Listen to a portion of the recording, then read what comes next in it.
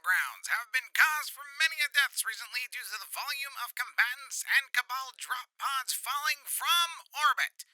More at 11. Heads up everyone, my name is SentinelGray and welcome to the channel.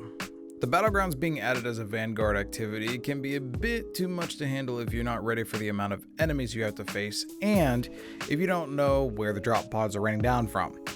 This video is going to focus on the former. I have two builds here that will keep you alive and help you slay tons and tons of enemies, so if you have an underperforming blueberry, you'll be able to make up for them. As the video title suggests, these are builds for Titans, but if you'd like to see builds for other classes, please let me know and I'm sure I can whip something together. So for these two builds, our goal is to tackle three things in the Battlegrounds that give us the most problems. And that's staying alive, out healing damage or damage reduction, the amount of enemies, and the final boss battle. These two builds address those problems specifically. I don't have a remedy for the drop pods that keep falling on top of you. That is all on you, literally. While the heart of these two builds changes, the surrounding mods and stats for them shouldn't. You may have seen these builds in previous videos of mine, but it doesn't hurt to go over them again. First, our Sunspot build. The heart of this build is centered around using the Middletree Sunbreaker and the Hollowfire Heart exotic chest piece. I'm going to go over all of these and their perks and everything, what they do for you, just so that we're clear, so that you're aware. Middletree Sunbreaker, aka Code of the Siegebreaker, has Mortar Blast. Whenever you strike an enemy with this melee, it releases a solar explosion, setting nearby enemies on fire. Soul Invictus, solar ability kills restore health, and grenade, melee, and Sun Warrior kills leave sunspots.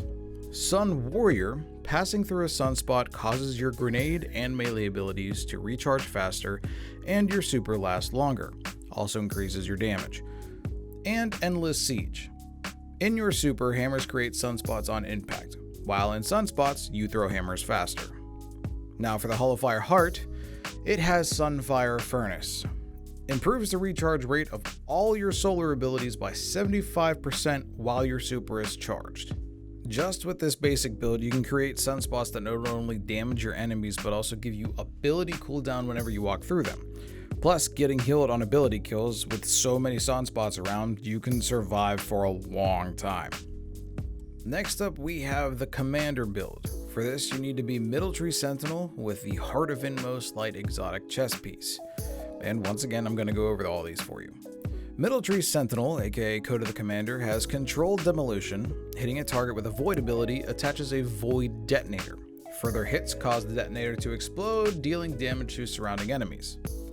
Resupply. You and nearby allies regain health, grenade, and melee energy when Void Detonators explode. Tactical Strike. Meleeing an enemy places a Void Detonator on them or causes them to explode. And finally, Banner Shield. Guarding with this shield creates a wall, and allies who stand close behind the wall are granted weapons of light, as well as increase the duration of your super. Now for the Heart of Inmost Light exotic chest piece. Using an ability, whether it be melee, grenade, or barrier, empowers the other two abilities. Empowered abilities do increased damage and have faster regen, and your barrier has more health. Using this build, you can chain Void Detonators to keep exploding as long as there are enemies around you, so you can keep yourself healthy and keep your abilities available to use. And if you pair these two builds with weapons like Monte Carlo, Traveler's Chosen, or weapons that have Wellspring, you'll be able to have your abilities practically on demand. With these builds, I usually save my super to use during the last damage phase of the Battleground boss, which means you don't have to have a ton of intellect if you don't want to. Hell, mine's like in the 30s.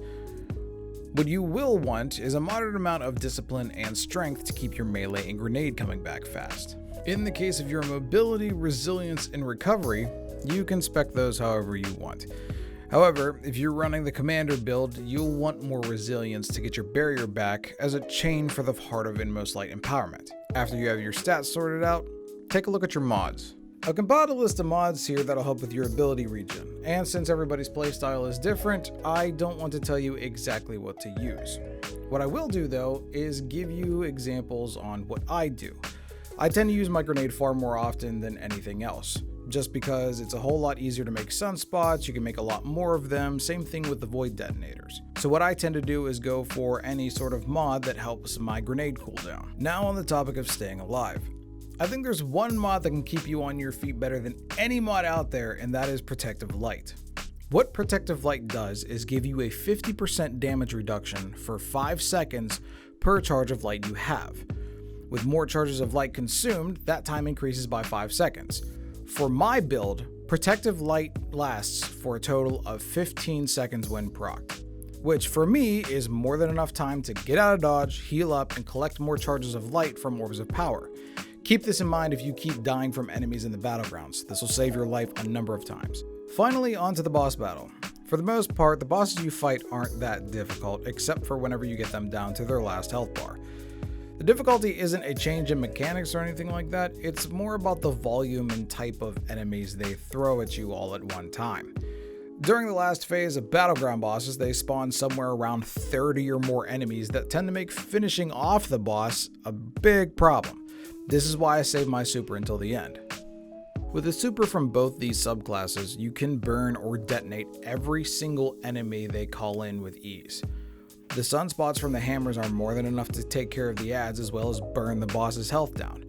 And the banner shield can be used as a bulldozer so you can push into the boss and his mini army and place void detonators on any enemy that touches the shield. I know this kind of seems obvious for veteran players, but the times that I've gone into the Battlegrounds with a bunch of blueberries, I can't tell you how many times to where, say for an instance, I'm the only one doing damage at the last phase of the boss, just because everybody basically blew their load beforehand. Nobody had a super, nobody had any power weapons or anything like that, so I basically had to kill the boss myself. Now, if you want to turn that up even further and make sure that Cabal boss is dead, equip the focusing lens mod from this season's artifact on, and you'll deal bonus damage just in case the boss or any of the other enemies are affected by stasis. There's been a number of times where I've done a ton of damage just with sunspots alone because, somebody used a silence and squall. If you play as a Titan, these two builds should be all you need when going into the Battlegrounds. They're fairly simple, they do their jobs extremely well, and if you're looking to get the challenge done for this season by going flawless in the Battlegrounds, all you'll have to worry about is where the drop pods tend to land. If you guys have any questions or any builds that I should check out, please leave them down in the comments below. And if you like the video and want to see more, remember to subscribe and leave a like. It really helps out the channel. If you guys like live content, I am live on Twitch every Sunday, Tuesday, Thursday, and Saturday at 6 p.m. Eastern Standard Time. There's a link for that in the description box below. Thank you guys once again, and remember, keep your heads up and be kind to each other. Bye now.